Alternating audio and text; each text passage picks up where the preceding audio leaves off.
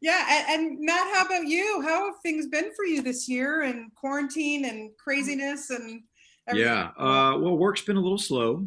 Yeah. Um, Oh, yeah. um, no, it's been fine. I mean, we actually I was telling Cindy that I moved my family to Nashville to base. We're based in Nashville now, Nice. Nice. and we kind of got out right at the right time. So, for us, my wife is a YouTuber influencer. Obviously, I'm an actor, so when I'm not working, I'm at home. So really, life, our home life hasn't changed that drastically. We're still Yeah. kind of around the house. We're here in Nashville, just kind of trying to stay happy and healthy, and things are good, as good Great. as they can be. Well, at least you have great music, that's for sure. What a Yeah, great city. I love Nashville so much. that's true. Except it's all closed. Yeah, I know. Right. Oh yeah. I know, really. Okay, let's move on. Let's talk about this film. Okay, Cindy, let's start with you. First of all, congratulations, because Thank holy you. mackerel, was I ever moved by watching this movie. Matt, I honestly do not know how you got through it, to be honest. Like, holy Me neither. crap, For really. real. For real. Yeah, so Cindy, I want to start with you by asking, really, what was the inspiration, and where did this come from to write this story?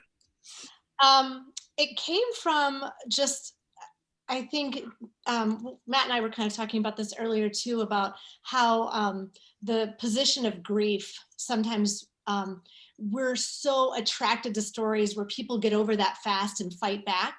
Yeah, And like the season of grief and loss can actually last a lot longer. And what does that really look like? And just trying to be really honest about it and kind of bristling at the whole kind of American idea of being, what does hashtag blessed mean? That phrase, you yeah. just hear it, it just kind of nails on a chalkboard. Oh, no kidding. Yeah, Yeah. yeah. And what that really looks like, and is it really that you have AC in your car in your home, or is there something else Yeah. deeper about that? And if you can't seem to get a break, if you just seem to keep hitting roadblock after roadblock, and you aren't feeling that, then what are you instead? So having lots of conversations with people and just talking to people who were living in long seasons of lament and grief, Mm, and feeling like a lot of stories weren't really speaking to that. right. We love the hero stories. Yeah. And Matt, for you, what was your initial reaction to this script, first of all, and then knowing what this guy goes through? Uh, I have no words, honestly. You were so good in this movie that Thank He's you. amazing. I just wanted to take the screen and hug you. I wish Oh, I could. here, virtual Wow. hug. All right, here we go. Yeah, what were you uh, thinking? What were you yeah, thinking? thank you very much for those kind words. Very. When I first read the script, I was pretty blown away by the content of the script, the overall story, and just the depth of the character. Yeah. I think obviously as an actor, you hear that all the time. You're always looking for characters that have depth, and this certainly has it. And he certainly goes through the massive arc of feelings and emotions. I also, I kind of read this. My manager talked, and I was like, who is this? Where is she from? What else has she done? And it's like, so Yeah. that's kind of also part of it. And then when I met Cindy, it just clicked, and I got it. And I was really really blown away by the script, and I still think it's probably one of the best scripts I've ever read. Yeah. It just has so much. It's so rich. It was also scary for me Well, as an actor. yeah. It was also scary You're in almost to every scene. In every scene. Yeah. Yeah. Yeah, pretty much. Again, And we were just talking about that this morning, about that fact, how rare that is, and yeah, yeah. it's a lot of work. yeah. I mean, I didn't so much think about, okay, this is a lot of workload necessarily. I actually thought more about, how do I do this and be not crappy? How do I, like, not suck at doing this? Because I think there's a lot of opportunity to possibly suck. Um, I mean, portraying a physical disability, portraying the an honesty in the emotional arc, and portraying like the honesty of how deeply he felt anguish. I think all of that is sort of scary, and Yeah.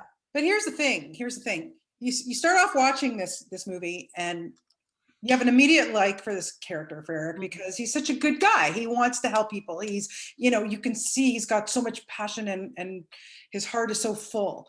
And then what ends up happening to him and what we find out about him, and I obviously don't want to give away anything in the interview and everything, and so how he spirals downwards is astonishing that you took this on and we go on this journey with you, but it's so upsetting because he doesn't want anyone to help him. He has a really tragic background, you know. I mean, could anything else go wrong for this guy? Seriously. Well, and I think that's a interesting point that you said he has a tragic background, but you did also say that, you know, he seems like he's likable and he's kind and gentle and nice and everything.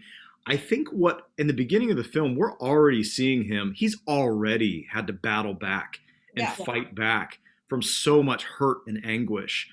And we don't really realize that at first. And we come to find that out. But you got to realize that this guy has already been going through years of broken anguish and hurt. Right. And he's tried to fight back. And now towards the end of the film, or, you know, kind of when we see him start to turn, it's done. He can't do it. It's not even in him anymore. Right. So it's like, I think part of him not wanting help is just, it's not pride. I don't think. I think it's this guy going like I've already tried. I've already like done as much as I can possibly do. I'm broken. Just People have already disappointed me. Yeah. Yeah. Yeah. Oh, for sure. Yeah. Cindy, so why Matt? Why was he your guy? You know, it's so funny. I remember Matt asking me this when we first met. Like, because you look at the script and you're like, okay, why did you imagine me you know, playing this? But there was just something very genuine about him. And I remember it came out of just his pictures. Like that was my first thing was, you know, I had an amazing casting director and just looking at pictures and there was just something about his eyes. So that was the very initial thing. He just seemed like a genuine person. And then, you know, you go through the reels and you look at stuff and I just liked how a lot of the things he played were very strong characters. Yeah. But I could always sense, I'm like, I bet he could have this really vulnerable side to him, which is really what I was hoping for in the character is that, like you said, we would like him, but I wanted to see this vulnerability where I think a lot of stories like this, it's someone living a great life and then something tragic happens and they have to fight back. And I was like, well, no, what if he's barely clinging? He's white knuckling through life. Hanging a little string and then the string gets snipped. So to see that vulnerability, and I just thought he could do that. And then sure enough, I mean, he just blew me away with the range of how far he can play. Yeah. Vulnerable kindness to this jaded, angry to this. I mean, he has a tool chest of crafts and things that are just, it just is really mind boggling. Yeah. Matt, after playing a role like this, how does that change you personally? Yeah, it really does. I think with every role that you play, you have to understand the emotions in order to play a role honestly. So whether it comes from playing, you know, some of my other roles, or whatever, things I've done before, you have to understand those emotions. So then I think as a person, you're sort of tapped into that now, and you sort of gain that experience, maybe on a small level of what that character went through. So yeah, I've certainly learned a lot. I mean, we did travel to Africa. We did see. We spent a few days in a village over there where we got to look these people straight, eye to eye and understand their life. Obviously, I've got a perspective on that now. I think I've got a perspective on there are people out there that don't have what I have. There are people that don't have happy things. There are people that don't have anyone that love them. Right. I think for all those reasons, you just gain perspective. Yeah, absolutely. For sure. And a great cast too that you get to work with. I love seeing Haley Hirsch in this. We don't see her enough, to be honest. Like she's really good in this. She's great. Yeah, she's really great. It was fun having hair. She has great hair. I'm just gonna say. She does. Just gonna put it out there. Yeah. No, but some kind of like fun faces that we recognize, and then discovering some amazing new talent too. I just felt like it was so fun to have both. Absolutely. Yeah, no, it's a great cast. And that little puppy, could you found a cuter puppy? Come on. Yes, Yeah. puppy's still doing well. If nothing else got the audience, that puppy's gonna get them. That Yeah. puppy, you and that puppy, Matt. I don't know, seriously, like, oh my God. But no, it really is such a good film. You both have done extraordinary job with it, honestly. And you know, my hat's off to you. And quickly, Matt, I have to address, of course, Star Wars. You do the voiceover for Anakin. I have to, because I'm from Toronto and Hayden Christensen is my guy. You know, and he was Anakin in the real life films. Did you, before you took on that voiceover work, did you study his work? Like, did you watch him in the movies to kind of get an idea, or did you just create that voiceover on your own?